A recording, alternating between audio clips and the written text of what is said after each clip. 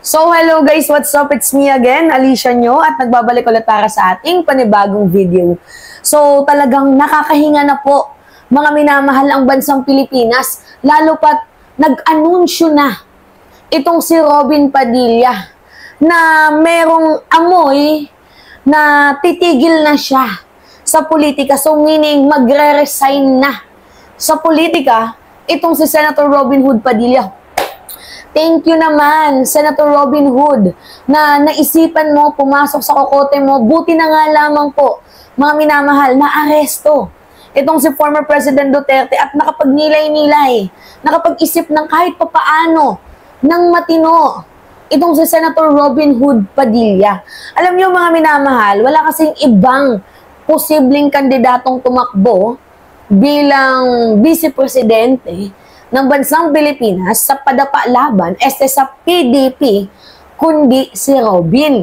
And I think kapag hindi ma-impeach itong si Sara Duterte, baka, mga minamahal, tumakbo bilang presidente itong si VP Sara. Alam nyo naman dahil walang malabong mukhang mananalong vice-presidente na malakas, abay I think kukunin nila itong si Robin. Ilang taon na lang, mga minamahal, malapit na. 3 taon na lang, malapit na yung susunod na eleksyon. Pero, ang gusto ko lamang po sabihin, mga minamahal, buti na lamang po nakapag-isip na itong si Robin Padilla. At nakikita niyo naman dyan, no? So, basahin natin. Sabi ni Robin, tama na ako. Hanggang 2028, okay na ako. Buti naman. Yun nga lang kung hindi siya nagbibiro. Diba? Yun nga lang kung hindi nagbibiro. Itong si Robin Padilla. Abay mukhang maganda. Diba? Magiging outcome dahil mababawasan ng mga bopuls. Diba? Ng mga politiko ang bansang Pilipinas. Kasi kung gusto mong magbago ang sistema, una dapat na nagbabago dyan yung politiko.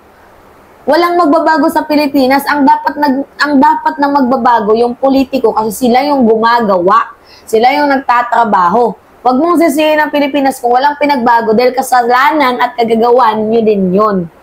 Yun yung totoo. Gets nyo, mga minamahal? Okay, sabi dito, gusto ko lang mabago ang sistema ng gobyerno. Una, mawala yung political dynasty na yan. Ang number 1 nating problema ay political dynasty. Bakit hindi mo i-call out itong si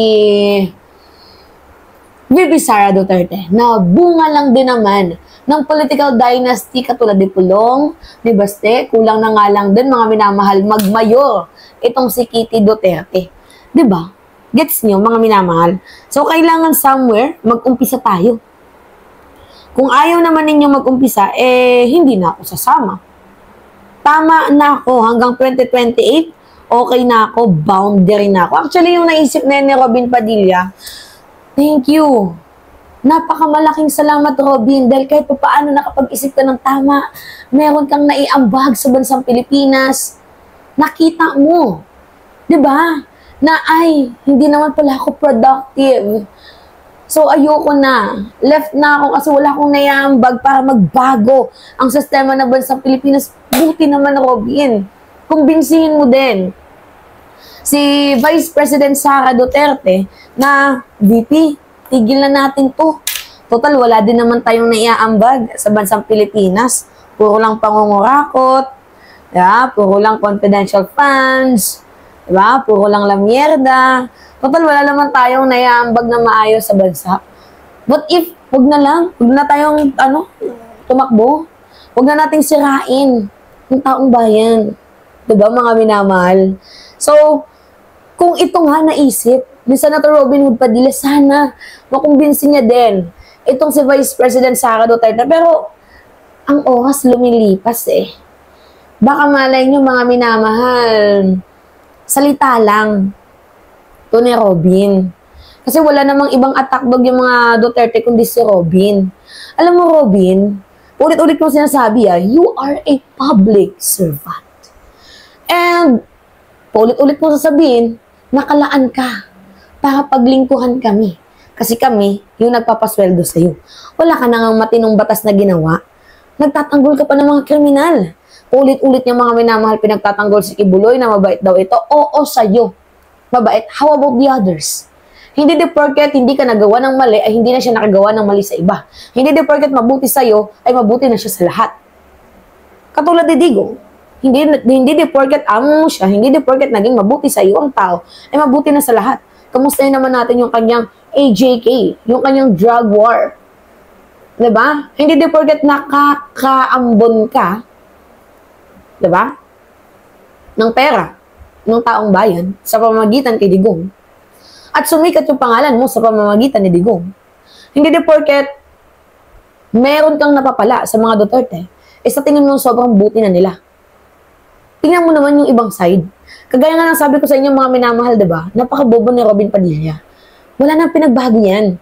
Imagine yung INC rally, meron na siya agad boto na no impeachment kay Sara Duterte. Like, what the... Imagine nyo na lang, mga minamahal. Yung parte na sinabi niya na no to impeachment, yung boto niya is no, nakakabobo yun. Dahil in the first place, wala pa sa kanila during that time. Yung article of impeachment. Wala pa sa kanila. Yung article of impeachment, tapos meron na siyang boto. Diba? Senador ka ba? Ng bansang Pilipinas?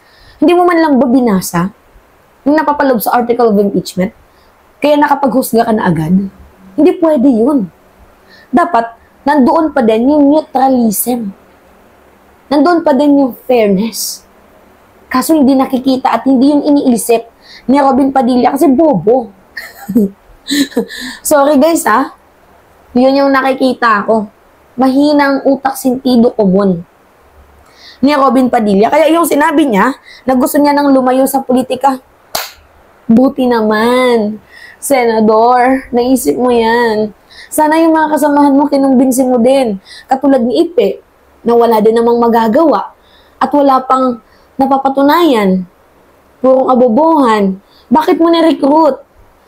Sabihin mo din na, Ipe, pre, Brad, wag na. Paras tayong mahilig sa babae. Wag na. Baka mamaya, pag politiko ka na, magbayad ka ng mga actress na tag 1M. Hindi lang natin sure. Womanizer. Diba? So, sana, yung mga katulad mo, Robin Padilla na mukhang wala talagang mayaambag. Issue pa nga lang ng West Philippine Sea, medyo tagilid na. Sana, kung naisip mo yan, dapat yung mga kasamahan mo, ibinroadcast mo din. Kung ikaw tama na sa 2028, sabihin mo sa kanila, tama na tayo, wag na nating i-pursue to. Kasi wala tong patutunguhan. Diba? Alam nyo, nung sinabi to ni Robin Padilla, bigla akong, biglang may success. Alam niyo yung viral na sound na yan? Sumakses ka Yung step by step. Di ba mga minamahal? Success tayo. Dahil kung hindi nahuli itong si Digong, I think patuloy pa din yung imahinasyon ni Robin Padilla sa pagiging vice-presidente ng bansang Pilipinas. Di ba kasi sinusulsulan siya ni Butiki, ni Panelo, na siyang tatakbo bilang vice-presidente. Nakita ko yung article na yun Panelo. Okay. VP si Rob. Yan. Parang pinapatakbo niya si Robin Padilla. Yan Kapag pinakulong niya si Vice President Sara Duterte, papatakbuhin namin si Robin Padilla. Yan yung sabi ni Sal Panelo. Pag si Robin, game over. Para kay Inday, game over. Tingnan nyo, patawa. Diba? Dami ba namang tanga mga Pilipino? Talagang mananalo si Binoy. Diba? So, wala akong ibang masabi mga minamahal, kundi success tayo na nagkaroon ng utak itong si Robin Padilla. And kung sakali mang bumalimbing itong si Robin, so meron na siyang history. Diba? So, bakit pa natin iboboto? Kayo. Ba't nyo iboboto? Naging number 1 senador yan.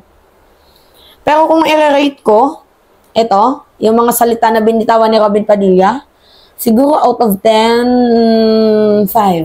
Medyo magaling yung context ng kanyang pagkakasabi. Medyo may dating. Medyo makatotohanan. mukhang kapani-paniwala kahit hindi. Siguro 5 out of 10. Sige, next group naman. Sino pa yung magsasalita? Diba kasi nauna si Sara Duterte, hindi daw siya tatakbo, pero narinig naman natin.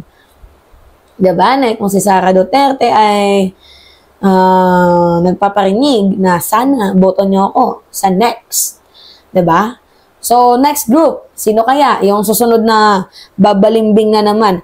Ay, nako, nagiging katawa-tawa na lang talaga mga minamahalang bansang Pilipinas sa ginagawa nila Robin Padilla. Ang galing ng strategic moves nila, no? Pero ang akala nila, hindi natin maamoy. Well, naamoy naman natin. Kaya, I think, gising na yung taong bayan. Yun lang naman yung hinihiling ko. Gumising yung taong bayan. Diba?